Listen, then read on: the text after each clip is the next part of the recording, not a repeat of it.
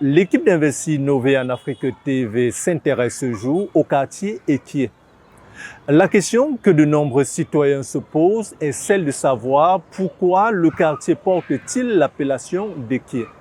C'est ce que nous allons tenter de découvrir juste après ce générique.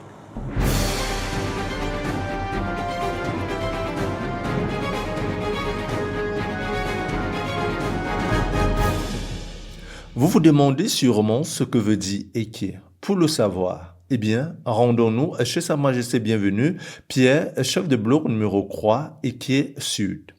Ce jeune maîtrise l'histoire du quartier au bout des doigts. On dirait qu'il a vécu à l'époque des ancêtres.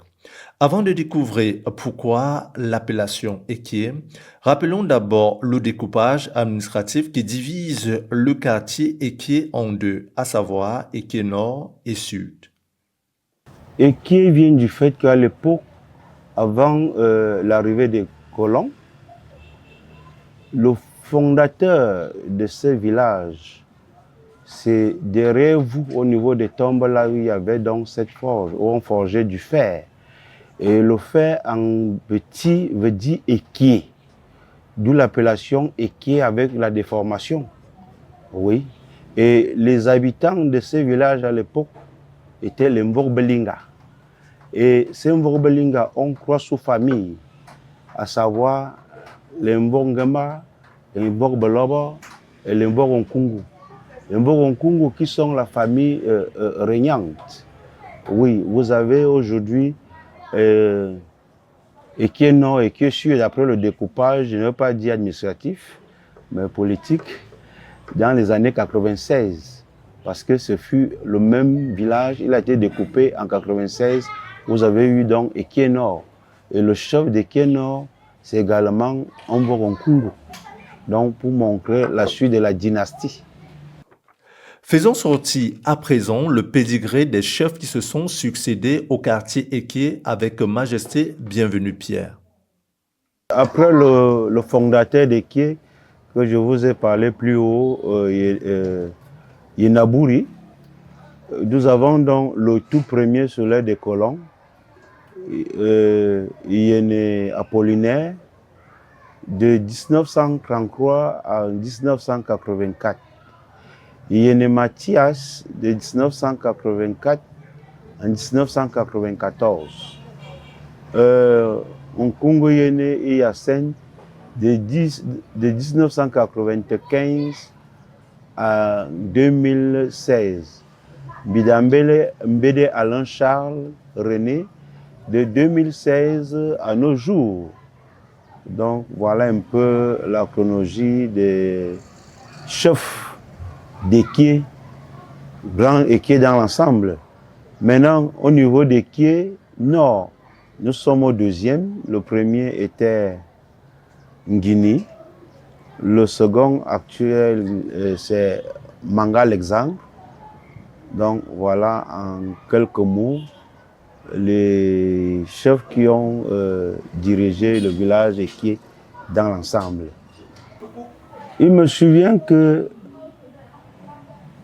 dans les années 80, Ekié appartenait au département d'Unfu, donc la grande Mofou. Je le dis parce que j'ai les actes de mes aînés qui ont été établis en Fou, ce qui démontre que effectivement nous y appartenons à Anfou dans les années antérieures. Bien sûr, Ekié, c'était des pistes avant les années 80. Je vais vous raconter cette anecdote. La route qui part du Sefta au dernier poteau, ce fut une route qui a été créée par mon oncle lorsqu'il se mariait. Donc il n'y avait pas de route en ce moment-là. Et comme il s'est marié en Volier dans les années 60, juste après les indépendances. Donc il m'a dit, parce que c'est lui-même qui me l'a révélé, que c'est à partir de là qu'ils ont donc défriché pour que cette piste-là puisse devenir route au jour d'aujourd'hui. Bon, vous avez également cette route principale qui vous mène à Ekié Sud. C'était également une piste, c'était la cacaoyère des deux côtés pour arriver jusqu'ici. Et voici même la route qui continuait, qui venait tout droit là. Ce bâtiment n'existait pas, qui est derrière moi. La route venait tout droit là. Et ça a été un don. Ce don, c'est après la création de la route Kondengui-Borabang, tout droit. Parce que ça n'a pas été aisé et facile.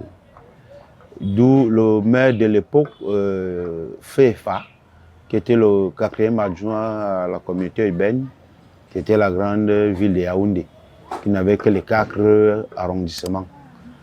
C'est comme ça qu'il dit, à titre de récompense, je te donne la route qui va chez toi. C'est comme ça que cette route qui descend a été donc créée. Et cet oncle qui était chef après les autres, voilà, c'est un domicile derrière vous également. Donc c'est comme ça qu'on a donc eu cette route.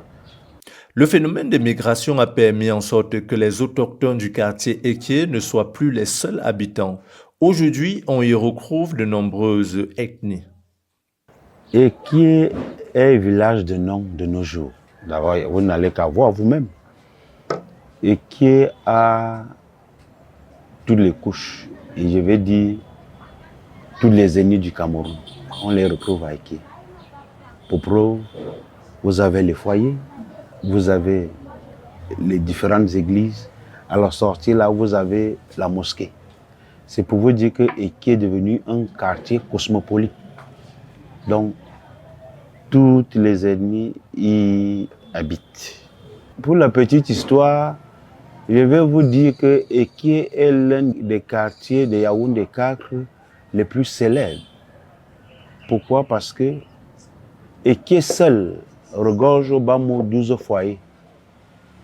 Et lorsque le sous-préfet fait ses tournées, pour ceux qui y sont souvent, la poteilleuse c'est souvent à Eké. Comme tout quartier, Eké fait face à de nombreuses difficultés.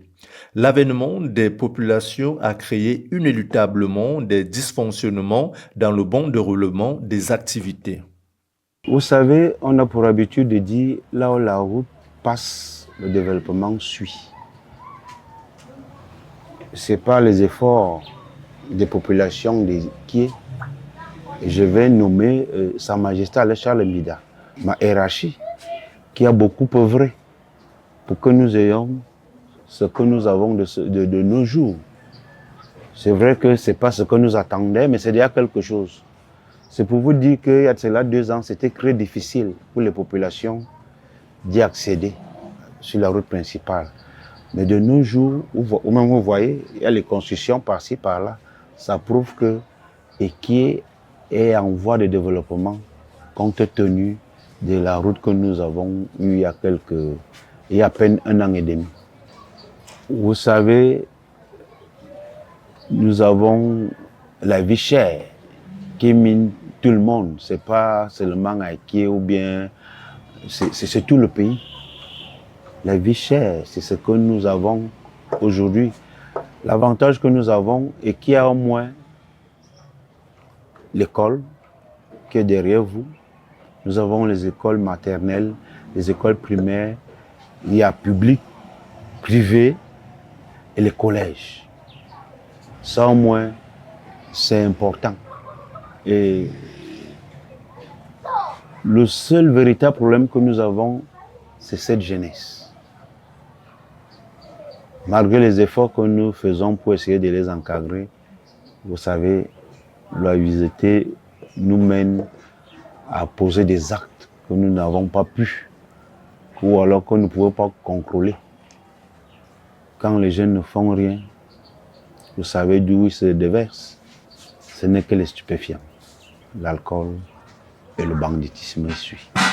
Nous avons parfois des soucis avec les forces de maintien de l'ordre parce qu'il nous arrive parfois dans les heures tardives d'avoir des cas de vol où il faut automatiquement leur intervention. Ce n'est pas facile. Soit ils n'ont pas de véhicule, soit les véhicules sont en panne, soit il n'y a pas d'éléments. Et c'est quelque chose qui, à un certain moment, nous crée des frustrations. Parce que quand ils viennent, il y a des moments où ils sont vraiment ponctuels. Quand ils arrivent à temps, ça nous permet de protéger le présumé voleur. Voilà, en cas de situation, quand ils ne sont pas là, ça, je ne peux pas maîtriser toute une population en furie, vous le savez. Donc, en ce moment, heureusement que c'est les populations qui m'écoutent par moment. Quand nous sommes face à une situation, je dis, personne ne traverse là, vous restez là-bas. Et c'est un gros problème. C'est un gros problème. Le quartier Ekié se confond très souvent au quartier environnant. Majesté Bienvenue Pierre tient à préciser les limites géographiques de son quartier.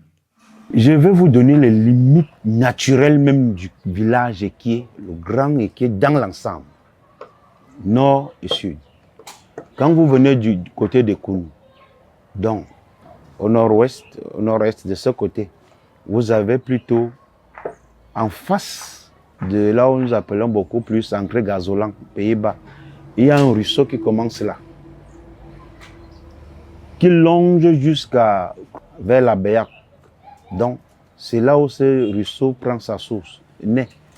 Ça fait partie de la première limite naturelle entre Ekounou et Ekié, qu'on appelle vraiment Nkié. Le ruisseau en question, on l'appelle Nkié. Quand vous êtes du côté de la Morgue, en venant à Ekié, vous avez le même ruisseau, le même cours d'eau, vous le traversez là. Et actuellement, vous avez un centre de santé qui est érigé là.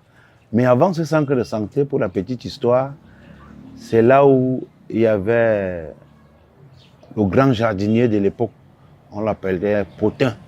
C'est lui qui a fait le gazon, qui a donné le gazon de l'Unisport des années 72, le gazon de la Poste, et même les édifices de la ville, avant les années 80.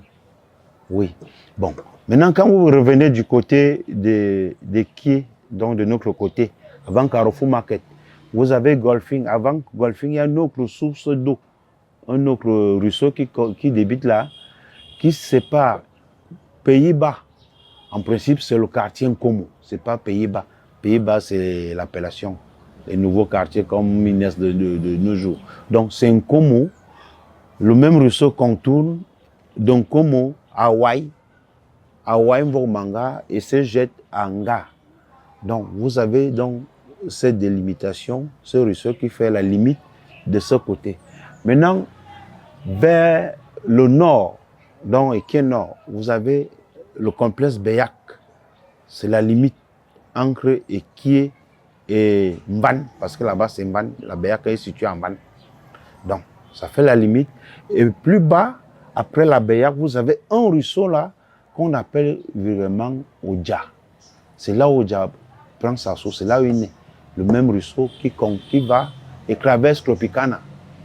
Vous revenez tout droit long de la route jusqu'au ruisseau de Aboumvoro que j'ai cité tout à l'heure vers Hawaï. Donc, le long de la route, vous avez Ekié et Koumdoum. Donc, c'est Koumdoum qui est limitrophe de ce côté du sud. Donc, Ekié et Koumdoum. Hawaï, du côté de l'est, Hawaï, Ekié. Ici, vous avez Nkomo, Ekié, et Ekounou, Ekié. Le quartier Ekié a fait l'objet d'une enquête criminelle, car un homme âgé a été assassiné. Du coup, les populations extérieures voient le quartier d'un mauvais œil et ne souhaitent pas y vivre. C'est vrai, il y a quelques mois, et qui a été à la une des journaux, parce que nous avons connu l'assassinat d'un père qui a fait pratiquement 30 ans ici. Il a été assassiné juste à l'entrée là. Nous nous sommes rendus compte que ces bourreaux n'étaient même pas des quais, c'était les bourreaux qui venaient du quartier voisin, Pays-Bas. Donc, et qui en lui-même a toujours eu de la sécurité. Et qui c'est un quartier qui ne connaît presque pas de coupures d'eau. En dehors des délestages que nous faisons, nous tous en ce moment, c'est un quartier où ils font bon vivre, les populations vivent en harmonie. vous n'allez qu'à voir vous-même. Et c'est un quartier qui est accueillant. Il n'y a aucune crainte déjà que d'ici moins d'un mois, ce qui est sûr, tout le canton sera éclairé. Vous savez que quand il y a de l'obscurité quelque part, cela accentue facilement les agressions, mais quand il y a la lumière, ça repousse l'insécurité. Je suis fier d'être naïké et c'est pas donner à tout un chacun. Pour moi, c'est un privilège. Je dis merci Seigneur. Pour la petite histoire, mon père est de Yaoundé 4, ma mère est de Yaoundé 3e, à Olézo. Et mon oncle, c'est le chef de village du quartier Olézo. Donc, vous voyez que moi, je suis un capitaliste à 100%, comme j'aime bien le dire. C'est pas donné à tout le monde. Pour moi, c'est une chance. Et je suis fier. Très fier d'ailleurs.